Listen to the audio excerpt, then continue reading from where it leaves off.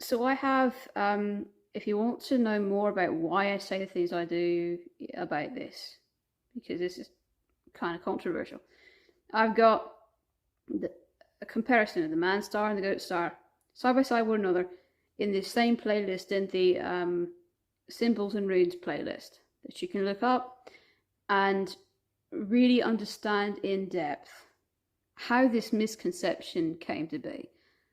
But in a nutshell, this is kind of what happened.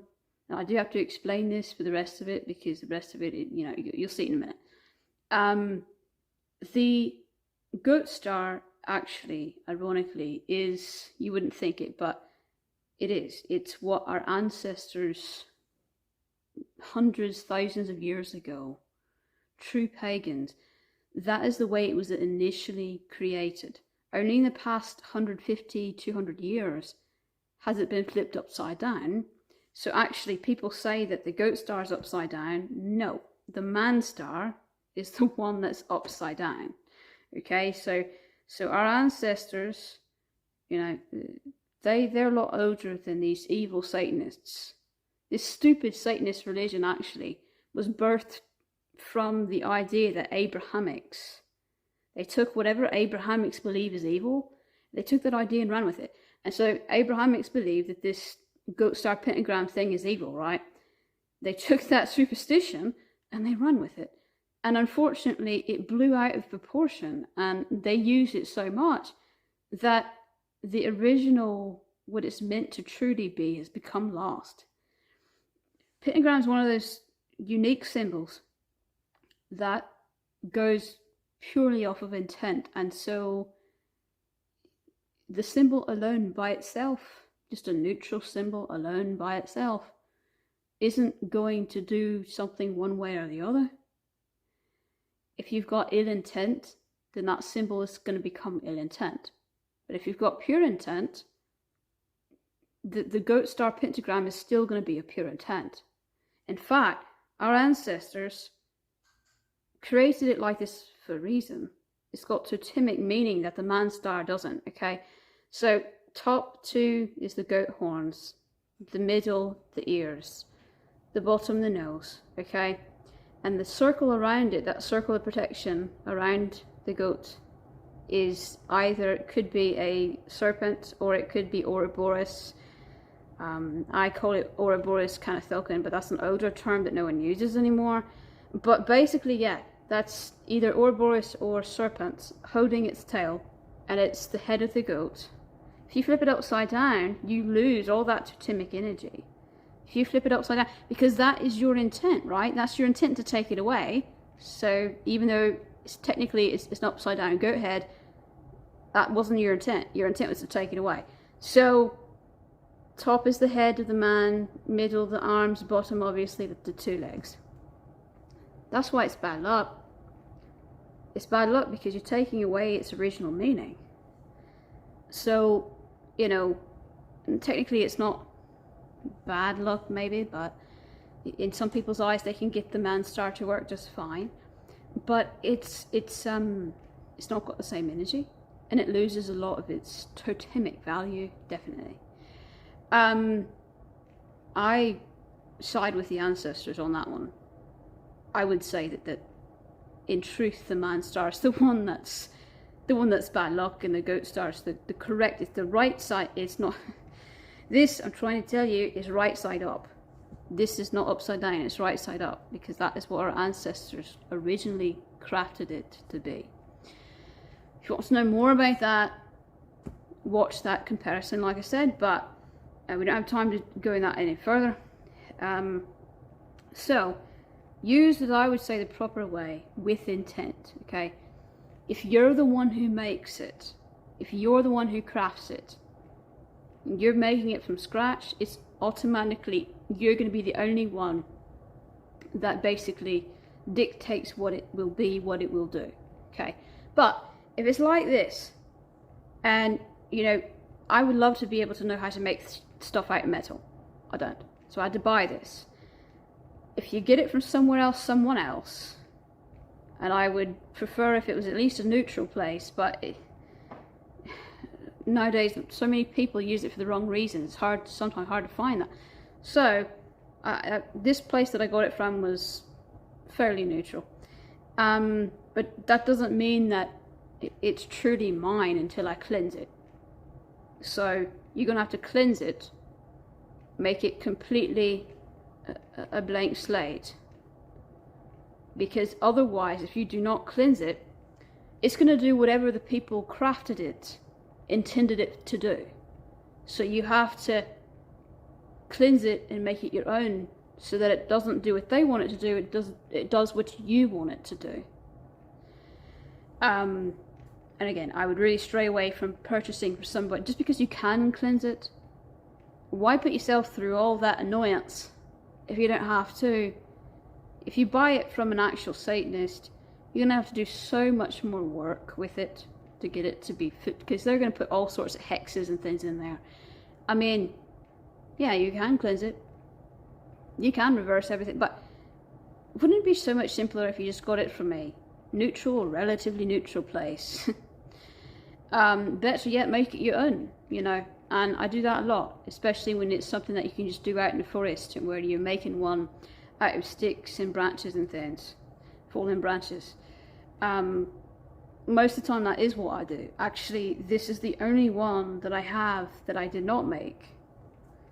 But anyway, once you've given it your intent, it becomes yours. It'll do what you want it to do flawlessly every time. But you have to properly cleanse it first if you're not the one that made it, if you're not the one that drew it, you know, whatever the case may be, you're gonna have to properly cleanse it before you can ever hook. That's the key. That's the key. So if you're not sure how to do that, I just say craft it yourself. That's easy, you know, unless you need something made of metal or something, you know, but you can just draw it. I mean, so if you need that symbol for something, worst case scenario, you can just draw it. So in essence, it can be used for healing, can be used for protection, definitely, and it can also be used for strength. There's a lot of shifting energy that you can do with it as well. There's a lot of really heavy magic that you can, like tangible magic that you can potentially use it for. Now it doesn't do the magic for you, but it helps aid through strength, through healing, through protection. It's got like a window, almost like a window or a door. It opens that window to magic, especially the magic that is ancient, that we've forgotten about.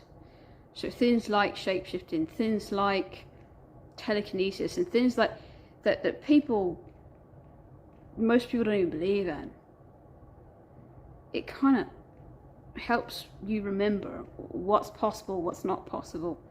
And yeah, there is a line there, because this symbol alone won't do it. Like, let's take shapeshifting for example. You have to already be born as a shapeshifter for this to help you out at all, usually.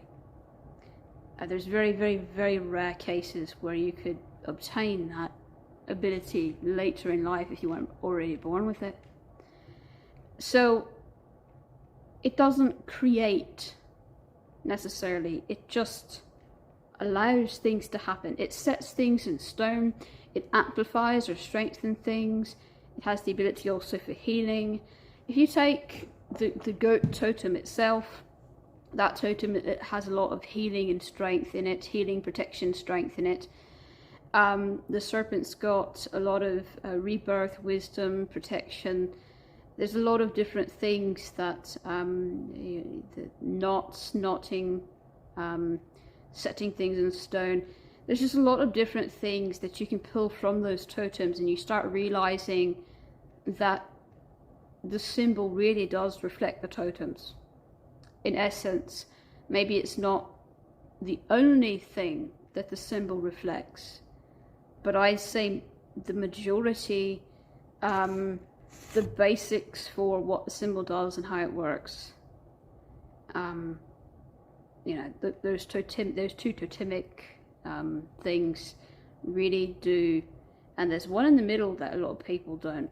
There's layers to the pentagram. There's one in the middle that people a lot of times miss, they forget about. There's actually 3 layers to this, not 2, which I didn't have the time to explain in the goat versus man star, but I'm going to show you this. So the serpent is the circle of protection. Really, you know, I would probably say the Canothelcan is the one that our ancestors were thinking of, which is my term for Ouroboros, but so you could use serpent as well. It's close. It's either way. The one in the inside that, of course, is the goat, right? The 2 ears, you know, and the nose. Okay, so then the one right there, that's the wolf, which I didn't have time to talk about in the other one. I mean, if you remember me saying there's a lot of different layers in it. So this is one of those other layers that I didn't have time to talk about. The top 2 is the ears, the bottom is the nose, and the middle right in there is kind of like just the wolf's face. So yeah, it's actually got 3 main totems, not 2 main totems, not 1 main totem. You know, a lot of people think it's only got 1 main totem. It's got at least 3 main totems just by that right there. And if you really want to, because this is made from intent, if you really want to, you can put different totems inside it. You know, somebody might make the goat a stag, or somebody make the Ouroboros a regular serpent, or somebody might make the wolf a hare. I don't know. But traditionally, it's the Ouroboros / Canothelcan, it's the goat, and then it's the wolf. That's traditionally what it was designed with. So keep that in mind too. The wolf's got a lot of, especially a lot of strength and protection energy. Really, when you're using it, it's hard not to incorporate the totemic meaning. You really can't, you know. So that helps along a lot of the other stuff that the symbol is for. The symbol by itself, it sets things in stone.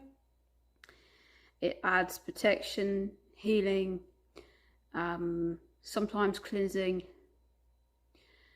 and the rest of it is going to be your magic.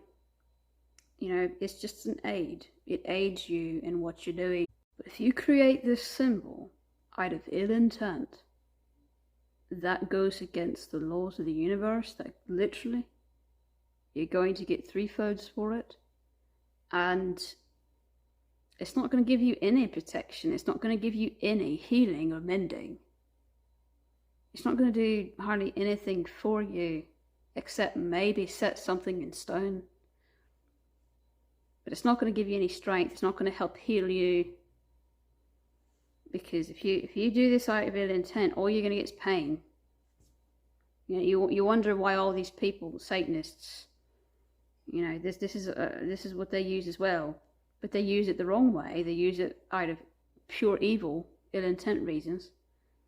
And what do they get out of it? They get, you know, chronic illnesses, death.